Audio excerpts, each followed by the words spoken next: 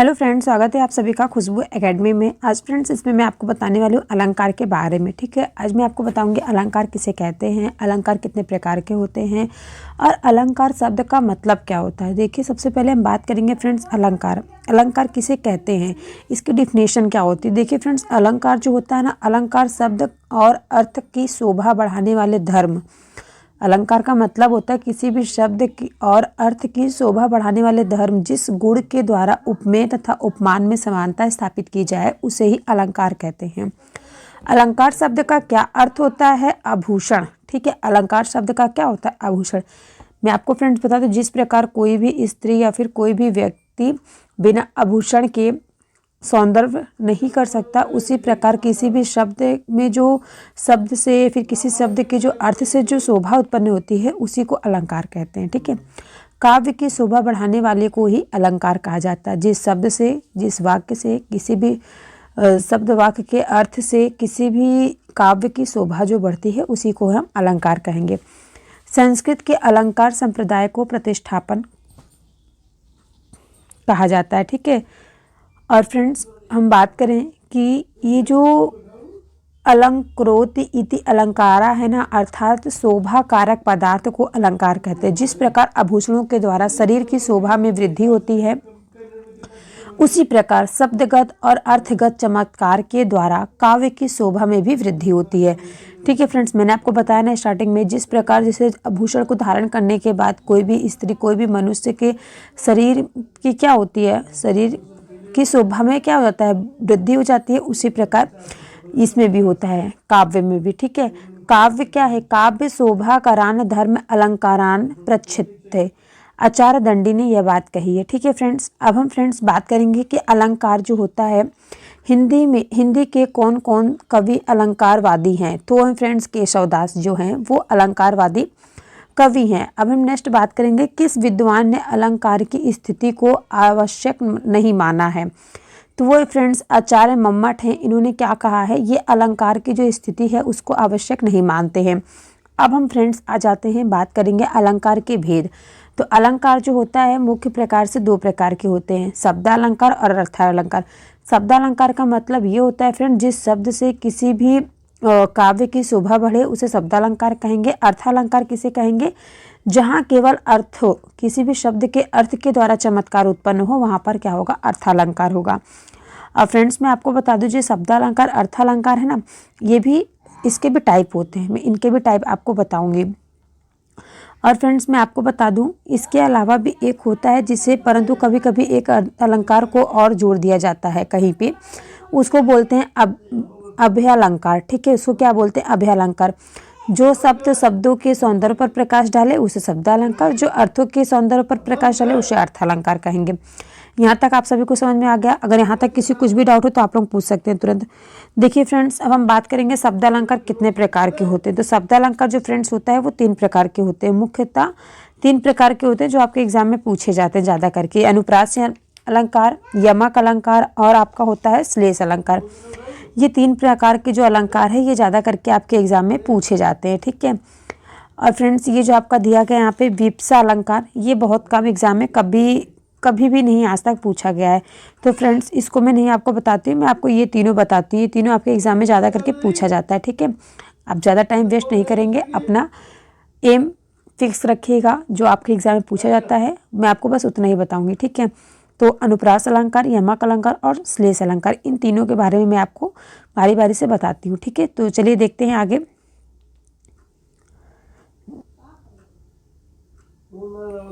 देखिए फ्रेंड्स, अनुप्रास अलंकार किसे कहते हैं? जहाँ पर वर्णों की आवृत्ति हो, जहाँ पर क्या वर्णों की आवृत्ति हो और क्या होता है वहाँ पर अनुप्रास अलंकार होता है। जैसे मैं आपको बताती हूँ, ये जो आपका फ्रेंड्स है अनुप्रास अलंकार, ये होता है छेकानुप्रास, वृत्तानुप्रास और वृत्त्युनुप्रास और लाटानुप्रास, अत्यानुप्रास। ठीक है, ये कितने प्रकार के होते हैं? ये 5 प्रकार के होते हैं। ठीक है, मुख्यतः कितने प्रकार के होते हैं अनुप्रास अलंकार? 5 प्रकार के होते हैं। पहले मैं आपको एक थोड़ा सा उदाहरण दे देती हूँ अनुप्रास अलंकार का। मुदित महीपति मंदिर आए, सेवक सचिव सुबंत बुलाए। इस चौपाई में पूर्वार्ध में क्या हो रहा है? माँ की, और उत्तरार्ध में क्या हो रहा है? माँ से मा सा की 3-3 बार आवृत्ति हो रही है, ठीक है। पर इसमें क्या है, स्वरों का मेल नहीं है।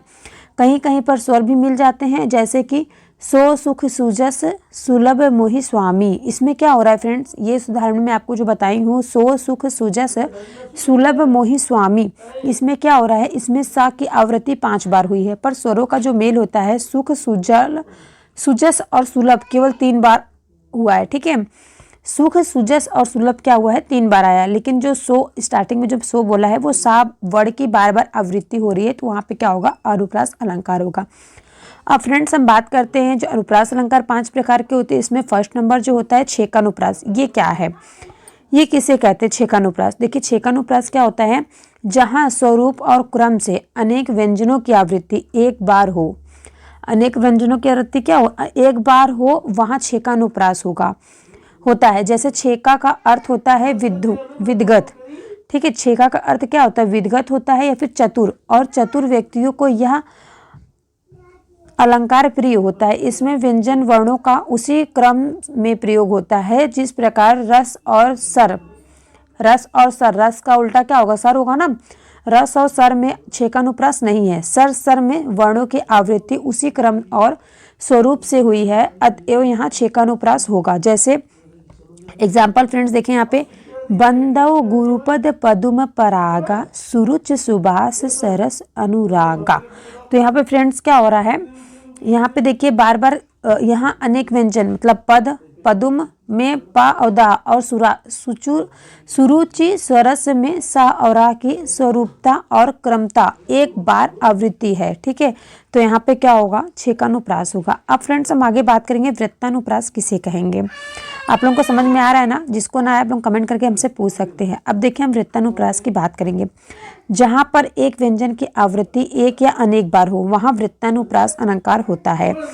और रसानुकूल वर्ण विन्यास को वृत्ति कहते हैं। भिन्न भिन्न रसों में अनेक अनुरूप वर्णों के प्रयोग का निर्देश है, जैसे श्रृंगार में मधुर, वीर में पुरुष अर्थात कठोर आदि। इस प्रकार के वर्णों के जो प्रयोग होते हैं ना फ्रेंड्स, उसमें क्या होता है, रसों की जो व्यंजना होती है बड़ी सहायता मिलती है, ठीक है। इसका जो इसमें दिया है एक या फिर अनेक वर्णों की आवृत्ति 2 या 2 से अधिक बार हो, वहाँ पर वृत्तानुप्रास अलंकार होता है। जैसे चारु चंद्र की चंचल किरणें खेल रही हैं जल थल में, ठीक है। तो यहाँ पे क्या मैंने फ्रेंड्स आपको बताया है, चारु चंद्र की चंचल किरणें, यहाँ पे चा वर्ड की क्या हो रही है, बार बार एक ही वर्ड की क्या हो रही है, 2 या 2 से अधिक बार यहाँ पे आवृत्ति हो रही है। देखिए चा चा चा यहाँ पे हो गया, यहाँ पे खेल ला ला ला की आवृत्ति हो रही है, ठीक है। अब हम बात करेंगे यहाँ पे किसकी फ्रेंड्स, अब हम बात करेंगे यहाँ पे वृत्तानुप्रास की। वृत्तानुप्रास किसे कहते हैं, ठीक है।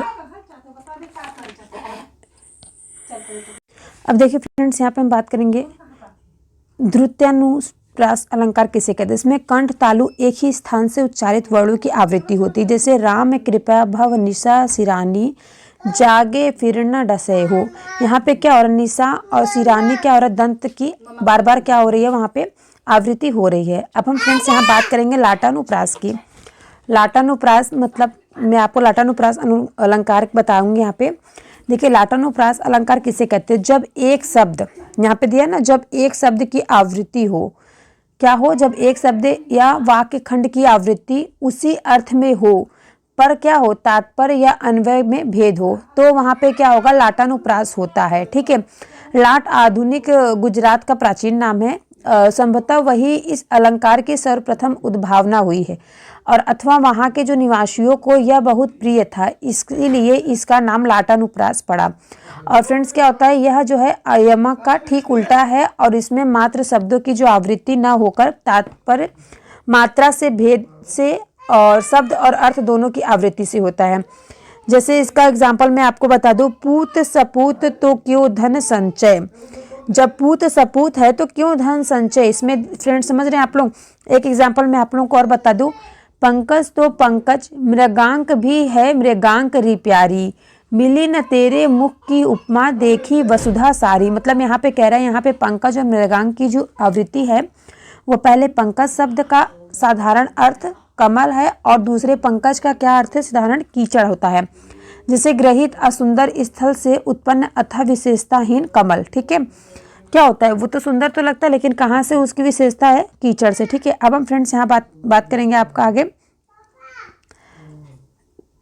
अत्यांत्र नूरप्रास अलंकार किसे कहते हैं। ठीक है, तो देखिए फ्रेंड्स ये क्या है, अत्यांत नूरप्रास अलंकार, इसमें तुकान शब्दों का प्रयोग होता है, जैसे बतरस लालच लाल की मुरली धरी लुकाए, सोहे करे भोहनु हंसे देन कहे नदी जाए।